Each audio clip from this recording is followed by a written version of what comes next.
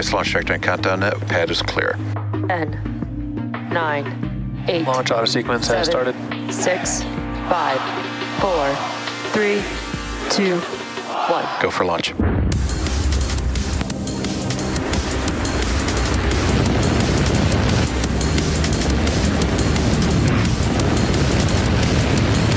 Vehicle is supersonic.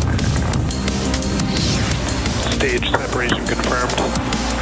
Dragon separation confirmed.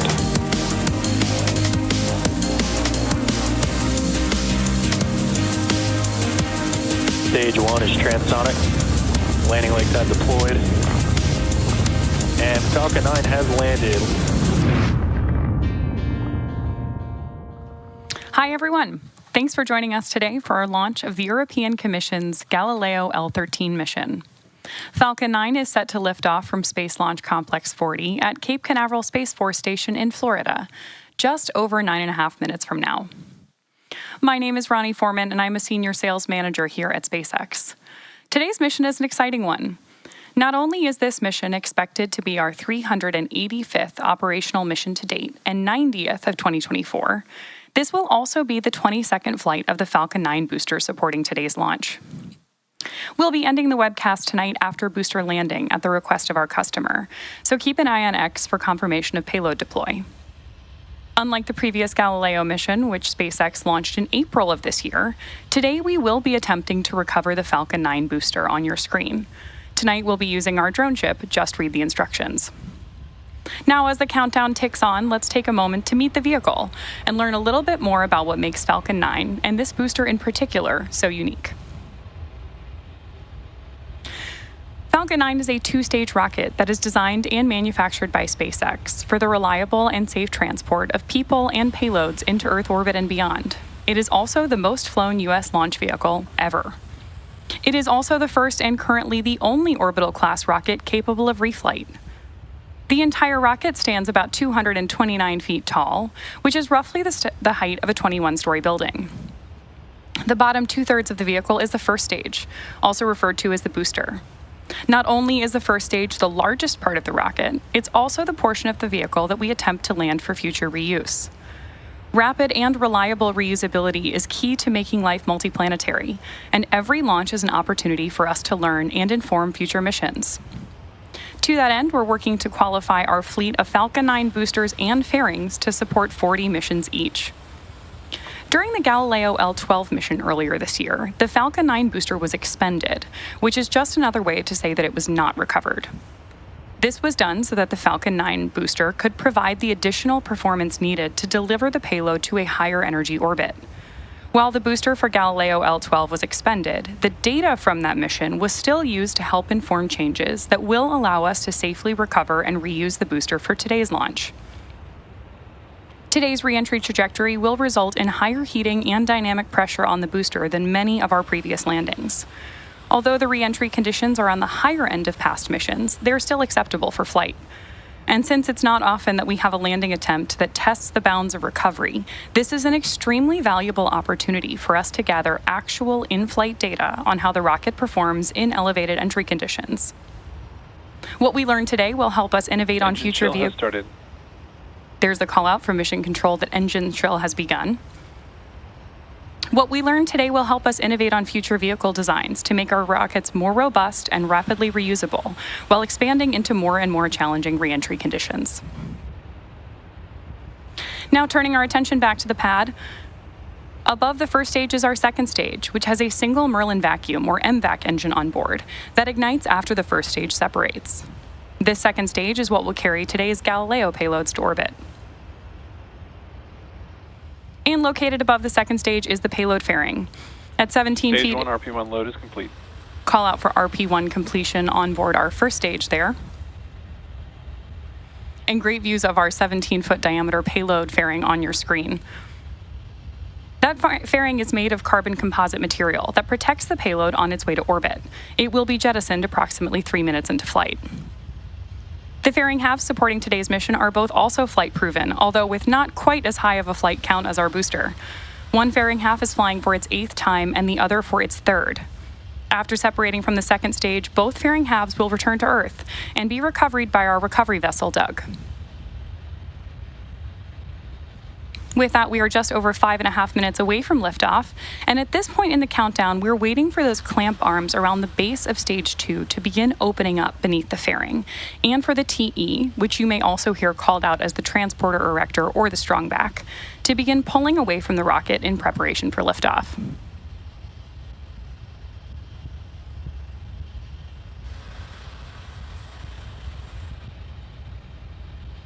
Gorgeous views of Pad 40 there on your screen, too.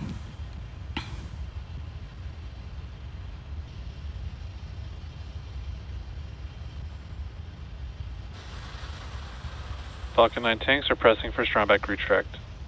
There's that call out that we were preparing for strongback retraction away from the vehicle. Right now, we are standing by to watch those clamp arms begin opening up around the base of stage 2 at roughly T-minus 4 minutes and 17 seconds.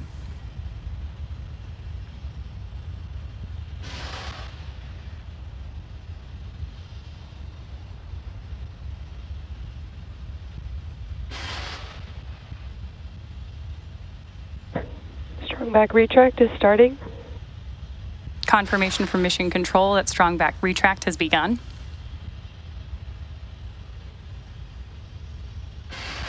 And great view of those clamp arms opening up.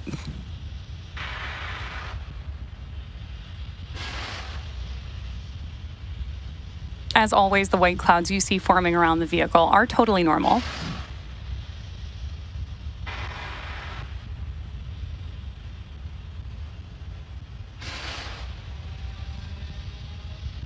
At this point in the countdown, both the first and second stages are nearly fully loaded with 1 million pounds of liquid kerosene fuel and liquid oxygen. Both the first and second stages should finish loading propellant about 1 minute apart from each other, and we'll hear those called out by Mission Control. We're expecting final confirmation for the first stage at T-minus 3 minutes, and the second stage shortly thereafter at T-minus 2. Then at T-minus 60 seconds, Falcon 9 will be in startup mode. This means that the rocket's autonomous internal flight computers have taken over the launch countdown. Then, just inside of T-minus 2 seconds, the Merlin 1D engines on the first stage will light in preparation for liftoff. With just over 3 minutes to go, the vehicle continues to be healthy, and the Falcon 9 team is tracking no issues.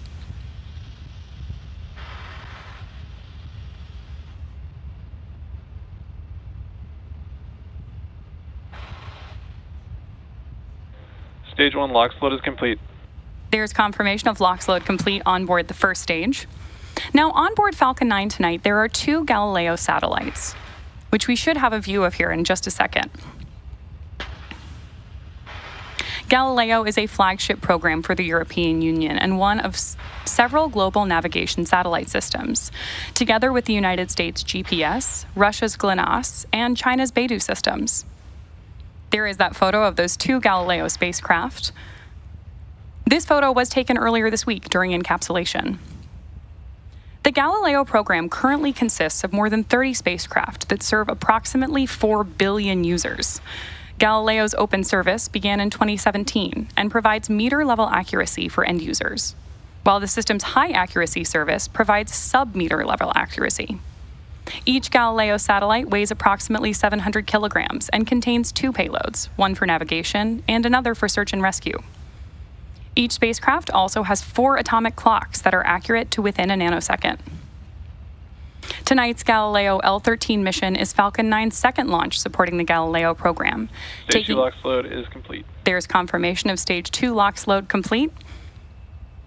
These 2 Galileo satellites are destined for a medium Earth orbit, sometimes called MEO, of approximately 23,200 kilometers. Ground gas closeout. Confirmation of ground gas closeout completion. And with that, we are standing by for that call out that Falcon 9 has entered startup mode.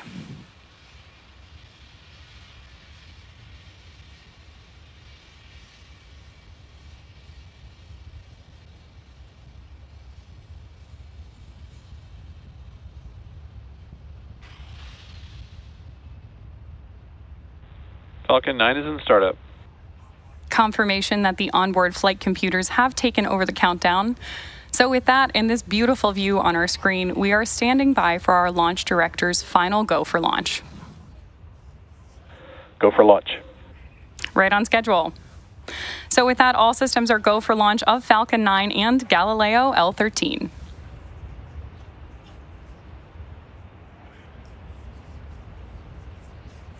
"30 seconds.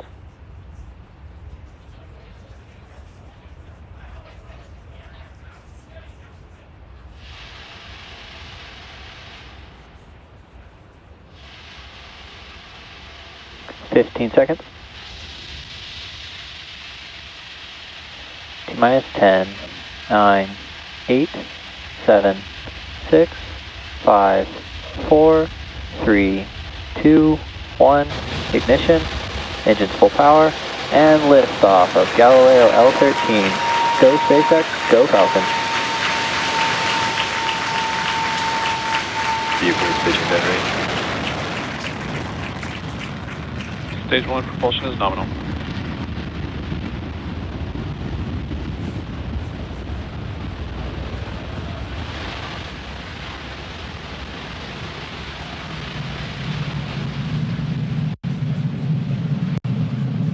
These beautiful tracking views, of course, mean that Falcon 9 has successfully lifted off from Pad 40 at Cape Canaveral, and the vehicle is throttling down its first stage engines as it prepares for max Q, about 1 minute and 10 seconds into flight. Power and telemetry nominal. Confirmation that everything's looking good on board Falcon 9. Now, max Q is a critical Falcon ascent, 9 is supersonic. and confirmation that Falcon 9 is moving faster than the speed of sound. Max Q is a critical ascent milestone that we track for every mission because this is the moment in flight with the highest amount of aerodynamic pressure. Max Q. And with that confirmation, we have 3 events coming up in quick succession, starting with main engine cutoff, stage separation, and then second engine start 1. Main engine cutoff, or MECO for short, is where all 9 M1D engines on the first stage will shut down in preparation for stage separation, when the first stage separates from the second stage. Stage 2 will then perform second engine start 1, or MVAC shell has started. SES1, igniting our single MVAC engine for the first time. MVAC is what Falcon 9 uses to propel the second stage to orbit. After that, we'll also keep an eye open for fairing separation, as we are expecting to see the fairing halves separate a little less than a minute after SES1.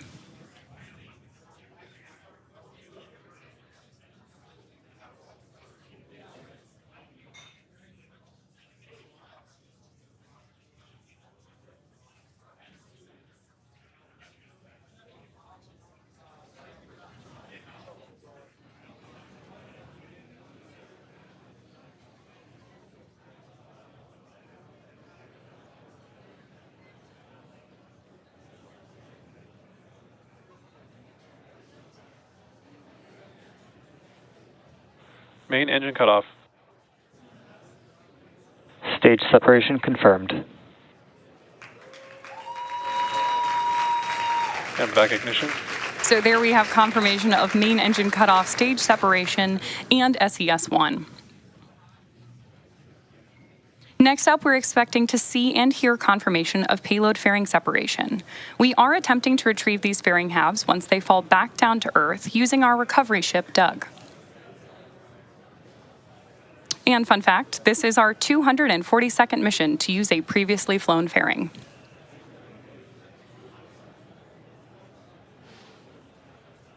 While we stand by for fairing separation, we do have great views on your screen right here. Nominal trajectories. And confirmation of nominal trajectories for both vehicles.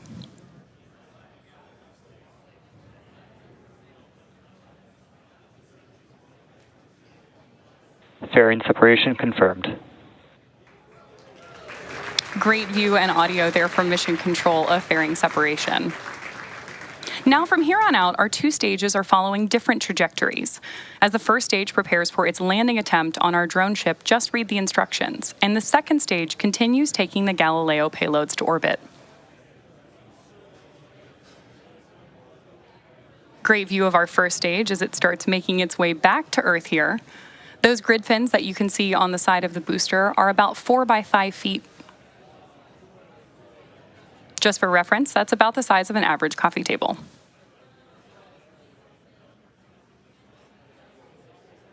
Now, Now, as you can see on the right-hand side of your screen, Falcon 9's second stage is making its way to orbit, roughly at an altitude of 140 kilometers, traveling more than 11,000 kilometers per hour. Telemetry is a crucial aspect of any space mission, providing mission control with real-time data about the health and status of the rocket and its systems. For those of you watching along at home, you'll notice some important telemetry data is always displayed on your screen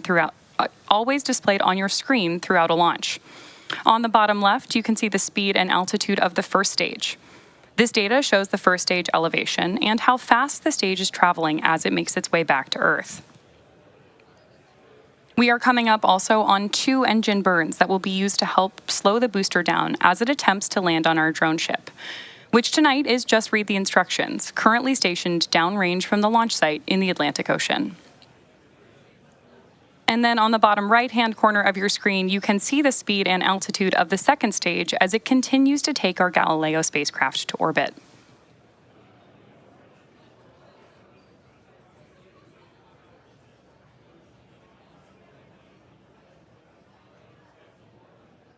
We are just over 5.5 minutes into today's mission, and in case you're just joining us, we did have an on-time liftoff tonight at 6:40 p.m. Eastern from Cape Canaveral Space Force Station in Florida, followed by successful main engine cutoff, stage separation, and second engine start 1. Quick correction there, 6:50 Eastern liftoff. And now we are standing by for our first stage reentry and landing. Nominal trajectories. And confirmation that both vehicles are still on nominal trajectories. To start the upcoming entry burn, we'll relight 3 of the M1D engines on board the first stage. Stage 1 entry burn startup. Right on schedule. Stage 1 FTSS safed. We need to do this entry burn to help slow the vehicle down as it passes back into the Earth's atmosphere to reduce re-entry forces. That will help us, in turn, recover and reuse this booster on future flights.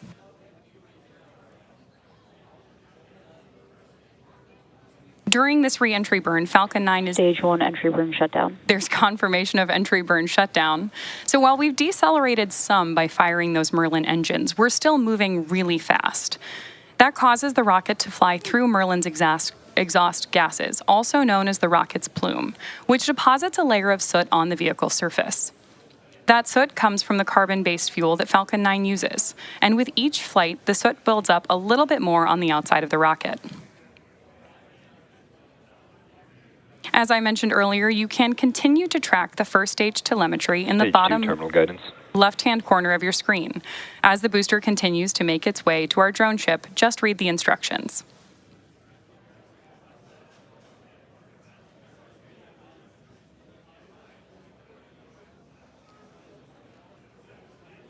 Reusability is key to lowering the cost of spaceflight, which enables more investment in critical space infrastructure. The Falcon 9 first stage supporting today's mission has now performed its entry burn for the 22nd time. Stage 1 transonic. Confirmation that Stage 2 FTSS safed. booster is transonic. And right now we are standing by for landing burn start on board the first stage in just about 10 seconds.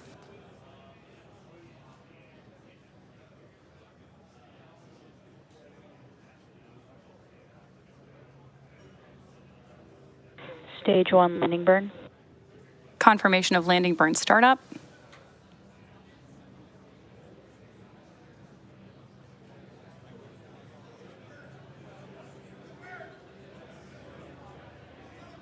Landing leg deploy.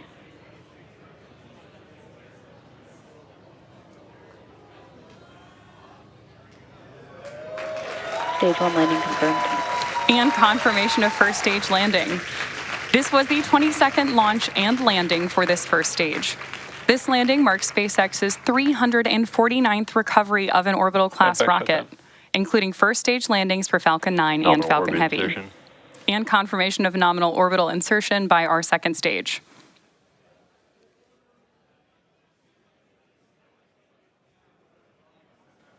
Now, with those confirmations, we are going to bring today's webcast to a close. The second stage still has another burn coming up, just over 3 hours and 26 minutes into today's mission to finalize the orbit for deployment of the Galileo spacecraft. Be sure to keep an eye on our X account for confirmation of payload deploy and our customer's website to learn more about today's mission. If you're interested in even more launch coverage, be sure to check spacex.com/launches for the most up-to-date information. Today's mission marked SpaceX's 385th operational mission to date and 90th this year. This was, again, the 22nd launch for this Falcon 9 first-stage booster and our 349th landing. A big thank you to our customer for this mission, the European Commission, and also to the Eastern Range and Coast Guard for their continued support. And of course, thank you for tuning in. We'll see you again soon.